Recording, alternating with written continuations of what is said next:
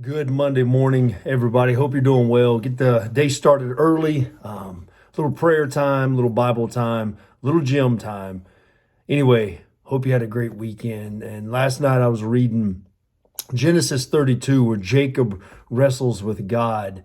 And I want to read a verse to you that kind of set on me last night and give me some just revelation of how God works in our life. But then as I lay in bed, I read Psalm 37 and verse 5. And I want to read it out of the Passion Translation, which is a paraphrase I like to go to sometime. It just gives me kind of a poetry style aspect of the Bible.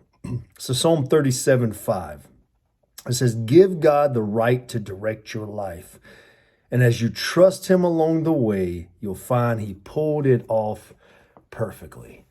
I think as we live our lives, whether we live till we're 45, 95, 105, as Christians, we get to the end of that day and we realize that, man, God really pulled my life off perfectly. There's times where I was on a roller coaster ride. There was times where I was on the high, and then there was times when I was in the low. And even when I was in the lowest of valleys, I realized God gave me so much.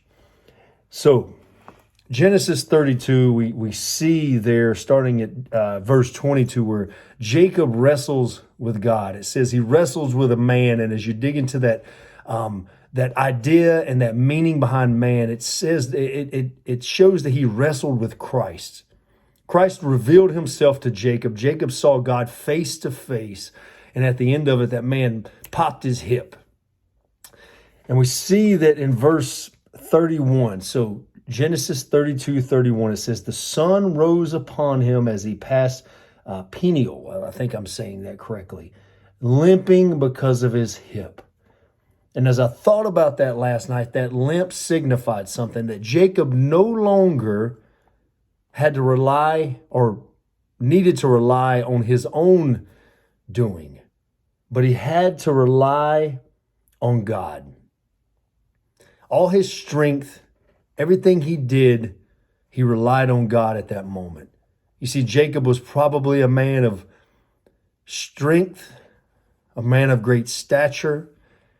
But once that hip was dislocated and he wrestled with God and he won, but then the man popped his hip out of place, Jacob realized that he had to rely all things and give all things to God. And just like Psalm 37, 5 says, give God the right to direct your life. Jacob gave God the right to direct his life.